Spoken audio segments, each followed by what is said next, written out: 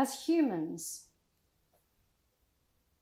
we find it hard to plough our own furrow, but if we see someone else living in the way that we wish to live, it is easier to capture the ideas, articulate them, and start to live that dream ourselves. Without that precedent set, how do we find our way? How do we find our way back to a life that can support us, the natural relationships that we have? How do we find our way back? Hardwick, perhaps, is an example of how we can. Oh, earth, generous earth, I submit all to you. Oh, earth, generous earth, all I love, all I learn, all I do. Hey!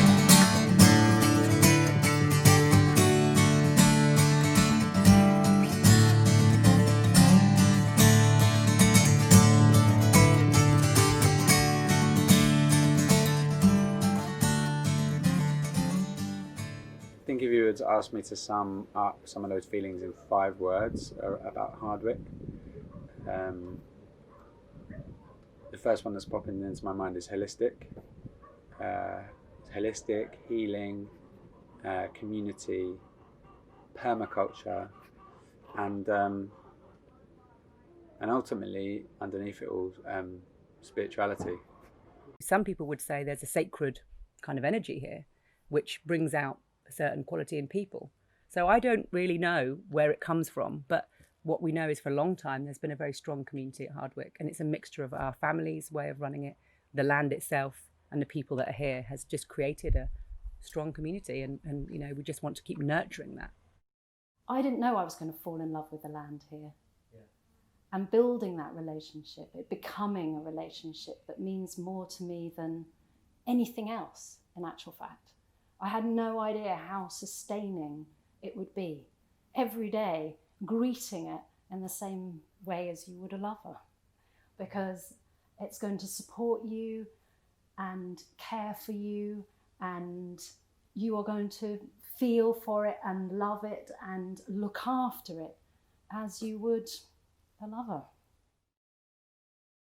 What happens when you love the land is you feel it's like a relation. You feel bonded to it. It's part of you, and that's the indigenous connection that we've lost as a people. I think we can show our reverence to nature by being conscious of it and conscious of our place in it, and understanding that there isn't a nature and us, it's all one thing.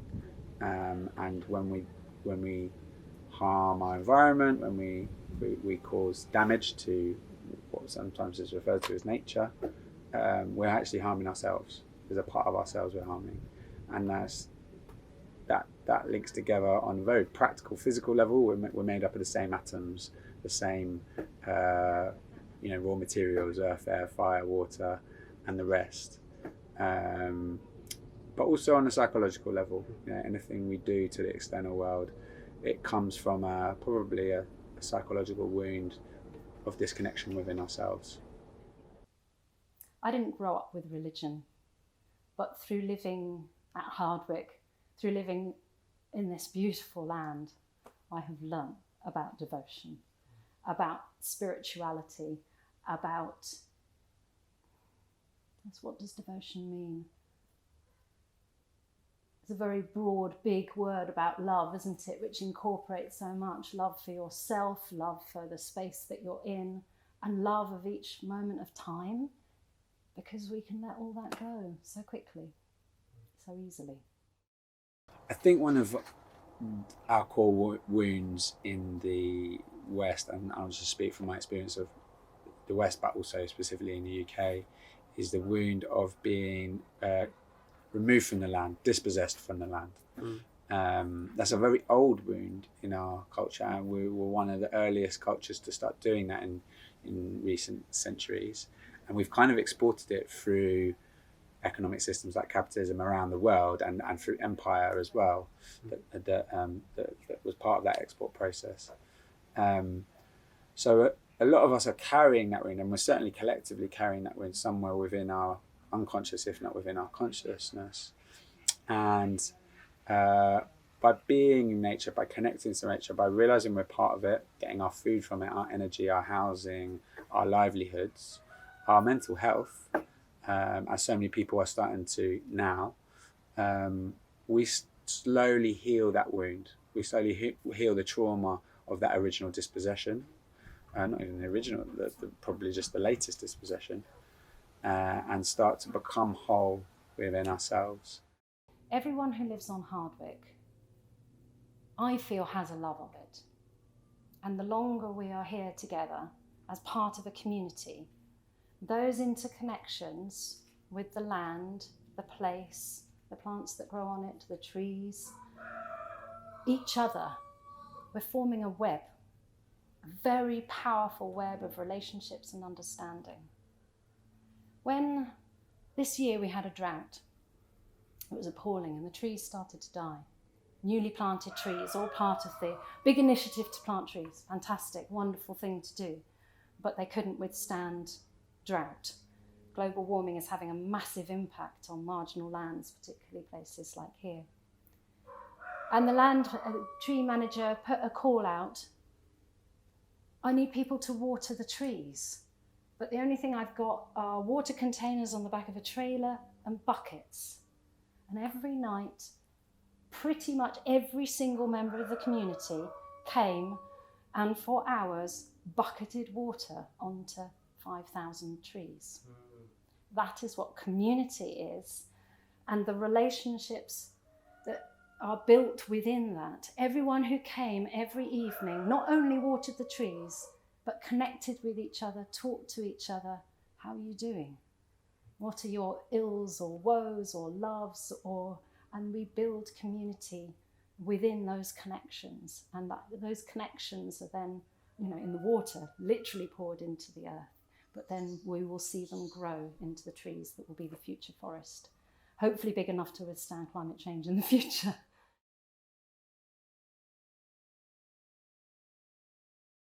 Our dad's vision was ecological agriculture and bringing in lots of interesting smallholders and small farmers to do different projects like Tolhurst Organic.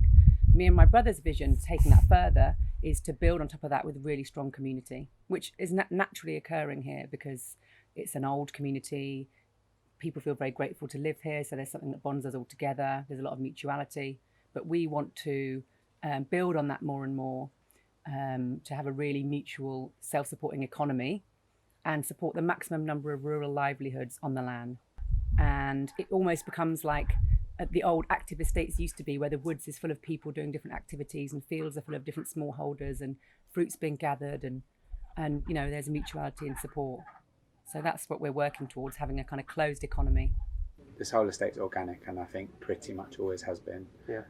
It's always been, for a long, long time, it's been managed with ecology in mind, and certainly is at the moment. And so it's an incredibly biodiverse space.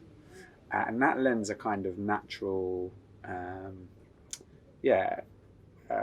wild energy to it. That means that whatever stresses you might have going on in your own personal life, you can always easily connect to a plant or an animal, or an amazing bird flying over your head, or just a really cool insect that buzzes past and takes you out of your own stuff and connects you into that wider web, plugs you in a little bit more to the bigger ecology.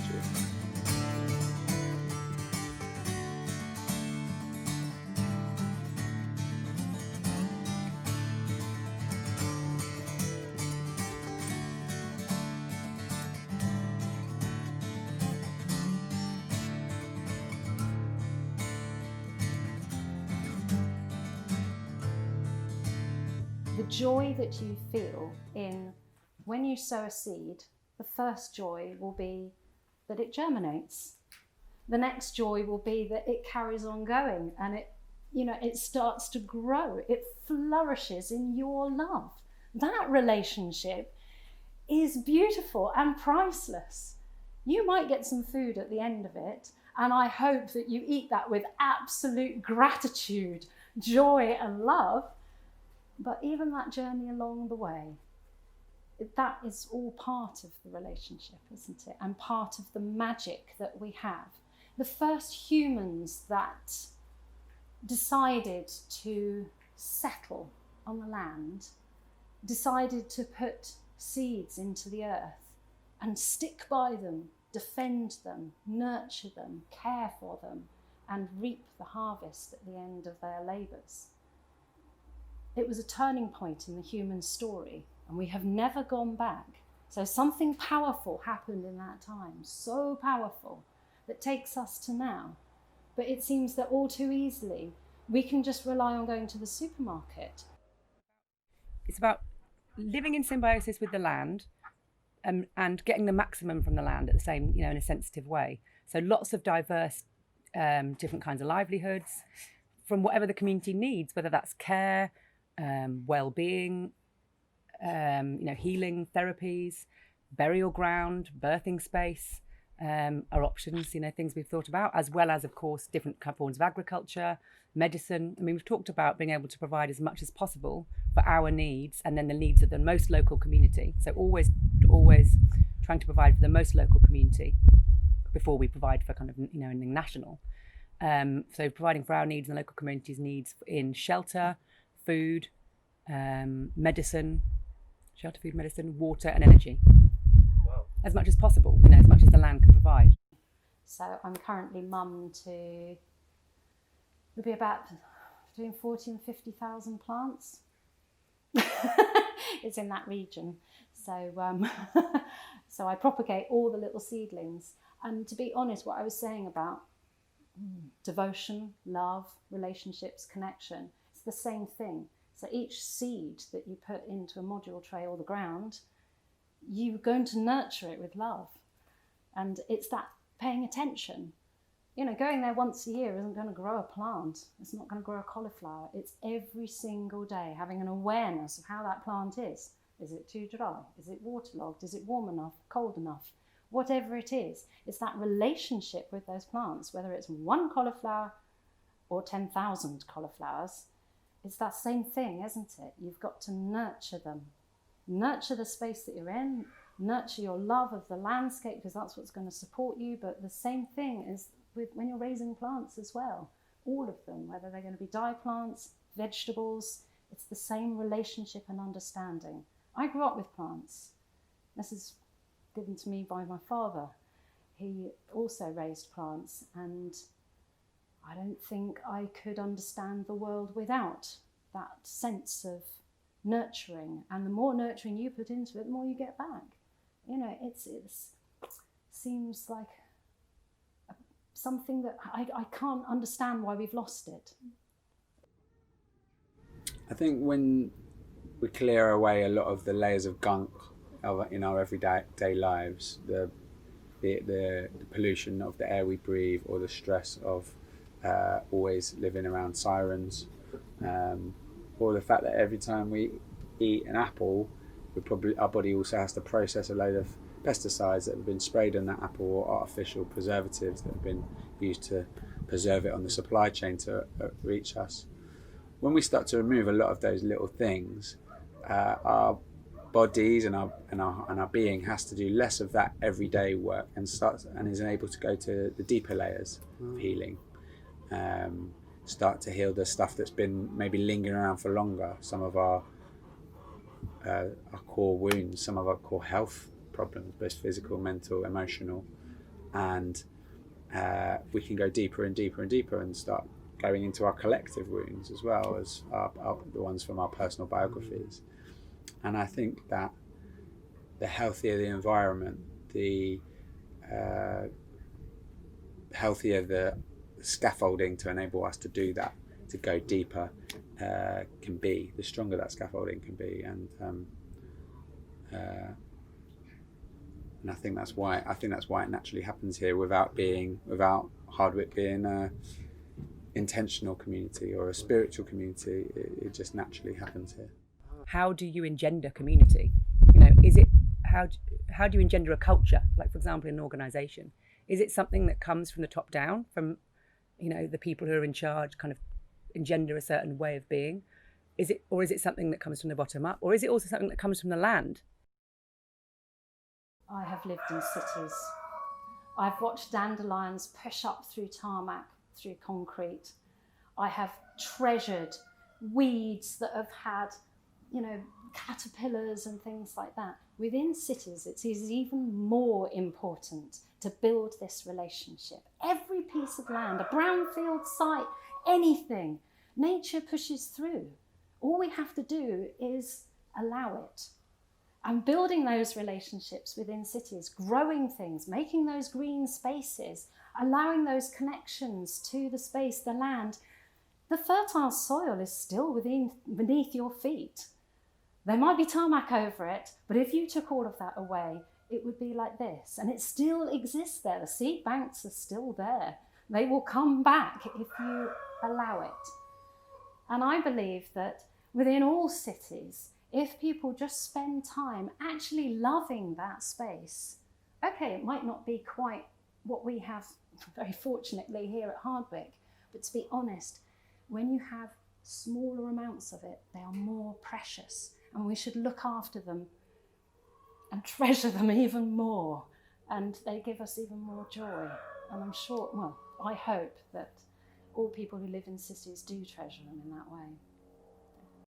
When you have a growing project within a city, it is a place where people come together and then they communicate about what they're experiencing. And within that communication, they're beginning to articulate the unspoken devotion, love. When you start speaking about that and that being a common understanding, that becomes your bond. That builds the community and the love of that space and hopefully of each other. We see it as a kind of natural thing, like community emerges naturally. We're not an intentional community. We call ourselves a traditional community. So, it's one thing we're very committed to is always having a really big mix of people, because we think that breeds more tolerance and it's more natural, a natural mix of the people that exist in society.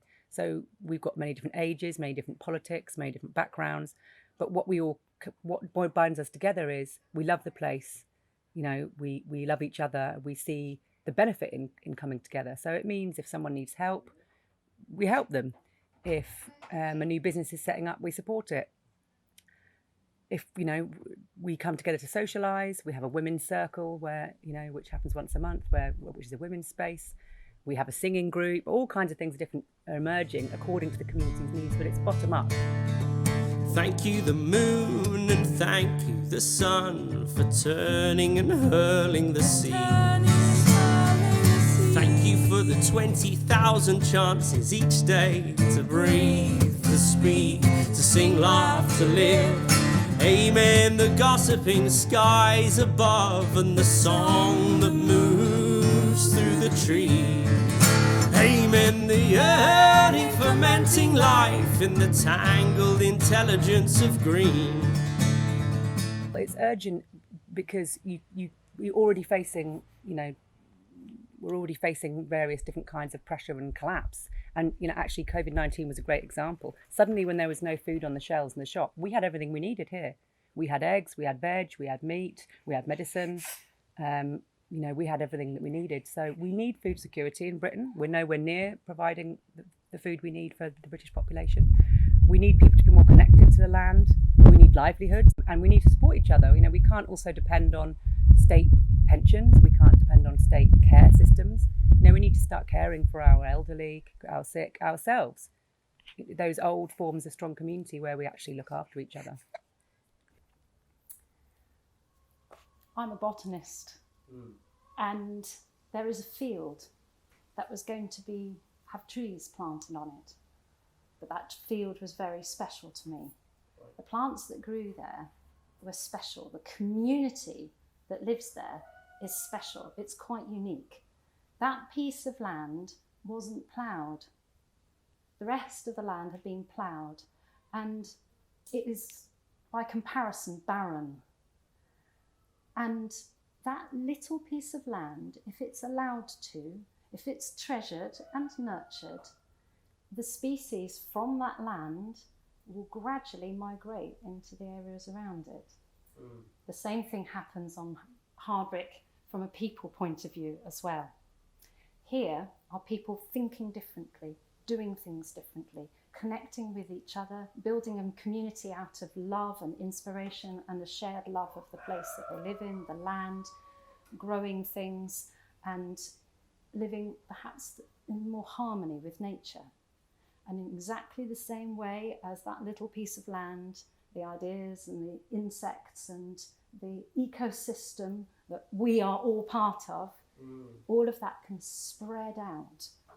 I think that in 2020, seemingly as directed by David Lynch, we're seeing the least healthy parts of our global society start to break down. The areas where there's real ill health on a holistic level. And when that happens, that's going to be quite scary and difficult for a lot of people in the world. And it's going to find the areas of ill health within us. And as we start to process the feelings it brings up within us, and as we start to anchor ourselves in our own forms of healing and ultimately health, and the forms of healing and health of those around us in our community, including the land and environment we're on, those places will be that do that the most, will be the places that survive best and will form the new paradigm of what goes into the future. And so that's why I think places like Hardwick are important, because they offer in a way a little bit of a lifeboat in a crisis. You know, when a ship goes down, and I think in 2020 we are seeing the beginning of a ship of the global order crumbling. There will be a new order. It may look very different, and it may also have loads and loads of problems, but the healthiest lifeboats will be what form the part of the next stage, part of what emerges. And the more strong, healthy, well-organized lifeboats that we create in the world at this time, including within our own hearts ultimately, the better the new world's going to be. Earth, generous earth, I submit all to you. Oh, earth, generous earth, oh,